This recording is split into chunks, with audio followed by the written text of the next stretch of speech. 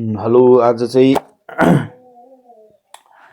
हामीले योभन्दा पहिला 5वटा के भन्छ अरे क्वेसन एन्सर एकाइ 1को 5वटा जति क्वेसनको चाहिँ हामीले गऱ्यौँ। अब हामीले एकाइ 2बाट पनि 5वटा यसरी 5वटा गरेर जम्मा 8वटा छ। 8 पंचे 40वटा क्वेसनहरूलाई पहिला कभर गरौँ, अनि त्यसभन्दा पछाडि भ्याइयो भने अनि अरू एक्स्ट्रा क्वेसनहरूलाई कभर गरिदिउँ र मेनली भनेको 5वटा क्वेसनहरू एउटा पाठबाट 5वटा क्वेसन गर्दाखेरि लगभग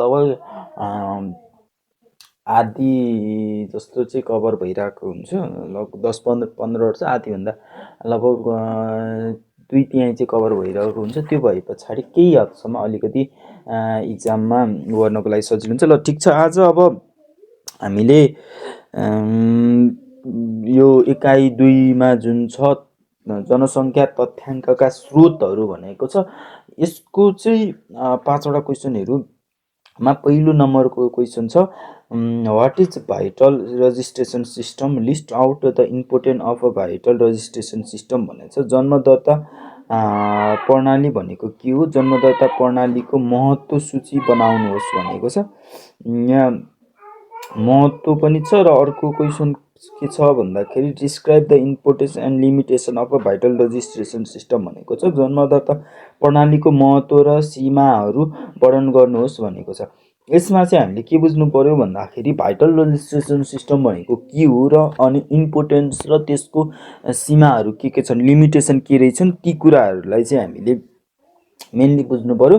अब यो एकाइ 2मा एकाइ 1मा हामीले 5वटा क्वेसन सकिसकेपछि एकाइ के भन्छ अरे त्यसमा चाहिँ जनसाङ्ख्यिकी, जनसङ्ख्या अध्ययन, त्यस पछाडि गएर वातावरण विज्ञानसँग जनसाङ्ख्यिकीको सम्बन्ध, होइन, यस्तो कुराहरूलाई मेनली हामीले हेरेको थियौँ। त्यसभन्दा पछाडि गएर जस्तो जनसाङ्ख्यिकी भनेको मेनली के हो भन्दा जन्म मृत्यु बसाइ सराइबाट चाहिँ जनसङ्ख्यामा के कस्तो परिवर्तन भइरहेको छ, कुनै पनि राष्ट्रमा बस्ने मानिसहरूको सामाजिक अवस्था के भन्छ ती मान्छेहरूको जनसङ्ख्या र सामाजिक अवस्थाहरूलाई चाहिँ हामीले जनसाङ्ख्यिकी भनेर चाहिँ सामाजिक अवस्थाको बारेमा अध्ययन गर्ने विज्ञानलाई चाहिँ हामीले जनसाङ्ख्यिकी भनेर पढ्छौँ भनेको बुझ्छौँ भन्ने थियो।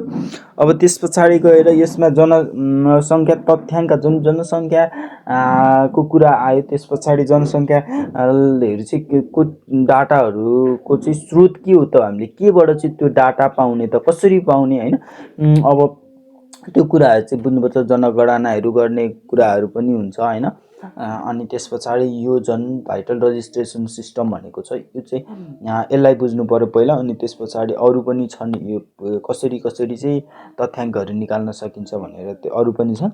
भाइटल रजिस्ट्रेसन सिस्टम भनेको चाहिँ जन्मदर्ता प्रणाली भन्दो रहेछ, होइन, जन्म मृत्यु दर्ता प्रणाली भन्छ। जन्मदर्ता यहाँ जिमिनीले चाहिँ जन्म मृत्यु दर्ता प्रणाली भनेर दिइरहेको छ भाइटल रजिस्ट्रेसन सिस्टमलाई। बुकमा चाहिँ जन्मदर्ता प्रणाली भनेको छ, दुवैलाई उस्तै बुझ्नु पर्यो, किन भाइटल रजिस्ट्रेसन सिस्टममा यहाँ बुकमा र यसमा दिएको कुराहरू डिस्क्राइब चाहिँ उस्तै छ।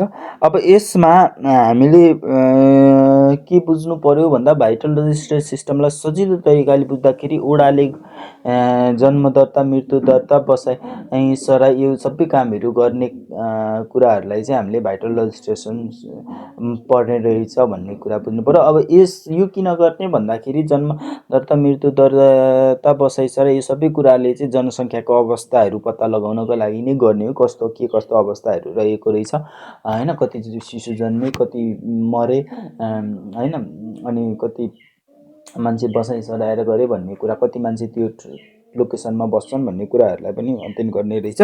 अब यहाँनिर हामीले क्वेसन नम्बर 1मा यहाँनिर जिमिनीलाई दिएको कुरामै हामी पहिला गर्छौँ। यसको कुराहरू सरसरी पहिला सबै सुनिसकेर अनि त्यस पछाडि यसको पोइन्टहरूलाई चाहिँ फेरि के भन्छ अरे डिस्कस गर्ने।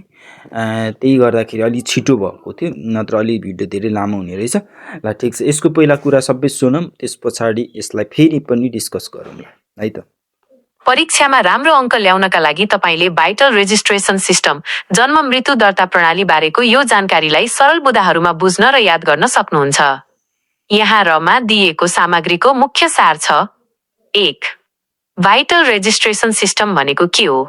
यो जन्म, मृत्यु, विवाह, सम्बन्ध विच्छेद र बसाइसराई जस्ता जीवनका प्रमुख घटनाहरूलाई आधिकारिक रूपमा दर्ता गर्ने प्रणाली हो। यसको अध्ययनले जनसङ्ख्याको गतिविधिको बारेमा महत्त्वपूर्ण जानकारी दिन्छ। 2. यस प्रणालीको महत्त्व, फाइदाहरू।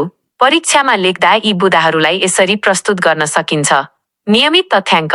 महिना महिनाको जनसङ्ख्या परिवर्तनको आवश्यक तथ्याङ्क प्राप्त गर्न सकिन्छ। योजना निर्माण।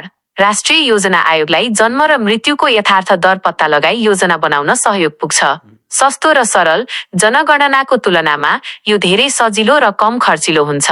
जनस्वास्थ्य सम्बन्धी विवरण पत्ता लगाई स्वास्थ्य अवस्था सुधार्न सकिन्छ। कानुनी मान्यता। घटना दर्ता हुँदा प्रत्येक व्यक्ति कानुनी रूपमा परिपक्व बन्न सक्छन्। सहज पहुँच। आवश्यक पर्दा जुनसुकै बेला दर्ता कार्यालयबाट तथ्याङ्क लिन सकिन्छ। विकास निर्माण। तथ्याङ्कका आधारमा सरकारलाई विभिन्न योजना सञ्चालन गर्न सजिलो हुन्छ। 3. यस प्रणालीका कमजोरीहरू, सीमाहरू। यी बुदाहरूले प्रणालीको अप्ठ्यारो पक्षलाई उजागर गर्छन्। जिम्मेवारीको कमी। यस कार्यका लागि पूर्ण उत्तरदायित्व लिने स्पष्ट व्यक्ति अधिकारीको अभाव छ। संस्थागत अभाव। अधिकांश मुलुकमा यसका लागि छुट्टै कार्यालयको व्यवस्था छैन। जनचेतनाको कमी। घटना दर्ता गर्ने कुरा पूर्ण रूपमा व्यक्तिको इच्छामा भर पर्छ र दर्ता नगर्दा दण्ड दिने व्यवस्था छैन। सहयोगको कमी। जनताको रुचि र सरकारी प्रभावकारिता अत्यन्त न्यून देखिन्छ। अशिक्षाका कारण विकासशील देशहरूमा यो प्रभावकारी हुन सकेको छैन। लगानीको औचित्य। कार्यक्रमको प्रभावकारिता कम हुँदा यसमा गरिएको लगानीले प्रतिफल दिन सकिरहेको छैन। के तपाईँलाई यसबाहेक अन्य ल अब यहाँनिर चाहिँ हामीले सुरुमा त के बुझ्नु, भाइटल रजिस्ट्रेसन सिस्टम भनेको के हो भनेर बुझ्नुपर्ने रहेछ। यसमा भन्छ जन्म, मृत्यु, विवाह, सम्बन्ध विच्छेद र बसाइसराई। होइन, जन्म, मृत्यु, विवाहको नि कुरा आयो, सम्बन्ध विच्छेदको नि कुरा आयो र बसाइसराई जस्ता जीवनका प्रमुख घटनाहरूलाई आधिकारिक रूपमा दर्ता गर्ने प्रणाली जुन हाम्रो ओडाले गर्छ। है, मैले कुरा गरेको थिएँ। यो जन्म, मृत्यु, विवाह र सम्बन्ध विच्छेद, बसाइसराई, 4वटा कुरालाई याद गरौँ। जन्म, मृत्यु, विवाह, सम्बन्ध विच्छेद र बसाइसराईको आधिकारिक रूपमा दर्ता गर्ने प्रणालीलाई के भन्छ, जीवनका प्रमुख घटनाहरूको आधिकारिक रूपमा दर्ता गर्ने प्रणाली हो। के भन्छ, भाइटल रजिस्ट्रेसन सिस्टम भनेको। यसको अध्ययनले जनसङ्ख्याको गतिविधिको बारेमा महत्त्वपूर्ण जानकारी दिन्छ।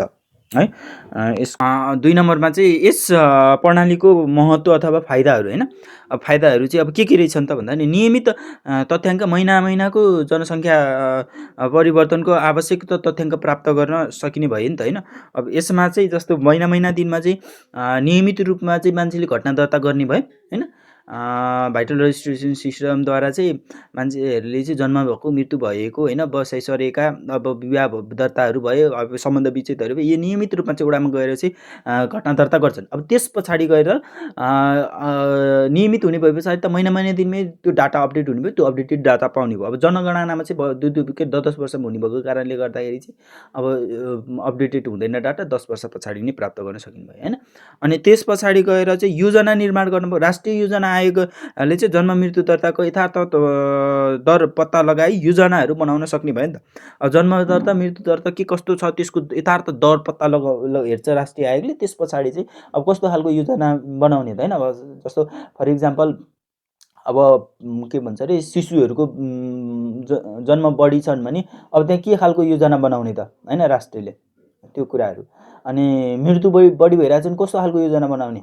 होइन, अब के कारणले मृत्यु भइरहेको छ, यी सबै कुराको अध्ययन गरेर चाहिँ अब जस्तो जनस्वास्थ्यका कुराहरू, स्वास्थ्य सम्बन्धी चाहिँ केही कार्यक्रमहरू नयाँ ल्याउनु पर्ने हो कि अथवा चाहिँ त्यो कुरालाई नियन्त्रण गर्न केही छ कि। होइन, अब त्यो कुनै रोगले मरेका हुन् कि त्यो सबै कुरालाई हेरेर अनि त्यो अनुसारको योजना बनाउने भयो। अब जन्म बढी भइरहेको छ भने अब ती जन्म भइरहेको के भन्छ अरे शिशुहरूको लागि चाहिँ अब विद्यालयका बाल अस्पतालहरूका यी कुराहरू चाहिँ अब भोलि गएर त्योभन्दा पछाडि गएर अब जस्तो 16-17 वर्ष पछाडि चाहिँ रोजगारीका योजनाको लागि अलरेडी तयारी भएर बस्ने। होइन, भविष्यको लागि चाहिँ त्यो कुराहरू।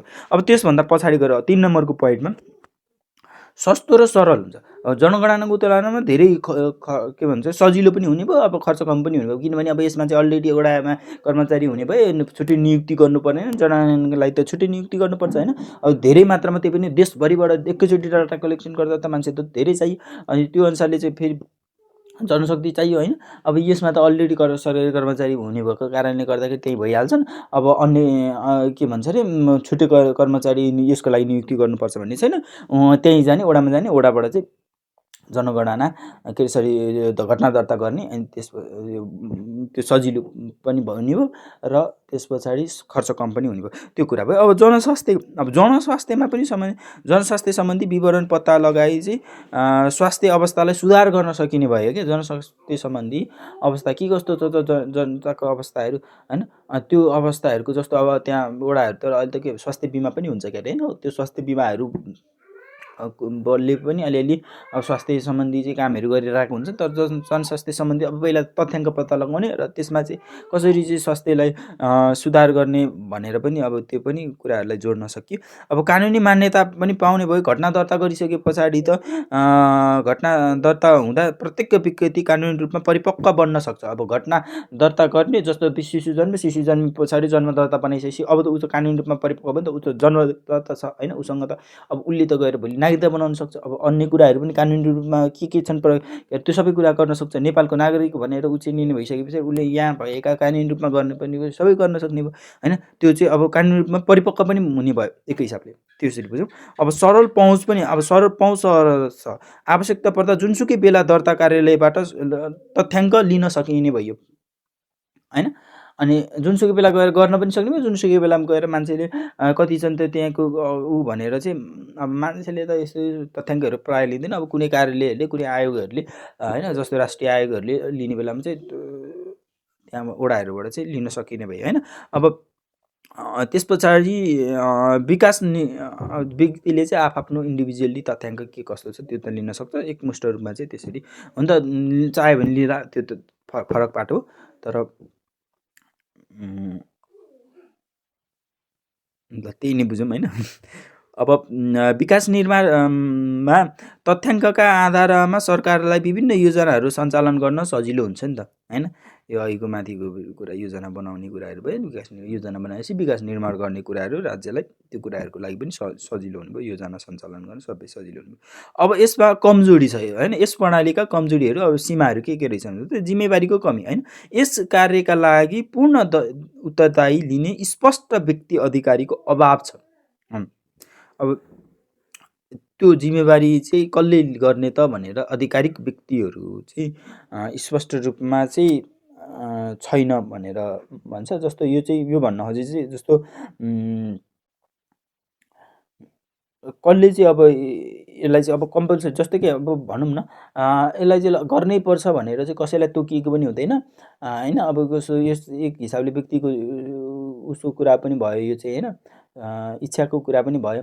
अनि अब त्यसमा अब टाइटली नै अब जस्तो गराउनै पर्छ भनेर चाहिँ फोकल पर्सनहरू नतोकिएको कुराहरूमा चाहिँ अलिकति जिम्मेवारी चाहिँ अब यो कसले गर्ने के भन्ने कुराहरू चाहिँ अलि ऊ छ। अब संस्थागत अभाव भन्छ। अब अधिकांश अब मुलुकहरूमा, अब यहाँ एउटा मात्र मुलुकको कुरा गर्दैछ, अधिकांश मुलुकमा यसका लागि छुट्टै कार्यालयहरूको व्यवस्था छैन। अब त्यो चाहिँ विश्वव्यापी रूपमा चाहिँ यसले भनेको हो। अब जनचेतनाको कमी हो, यो चाहिँ ठिक छ।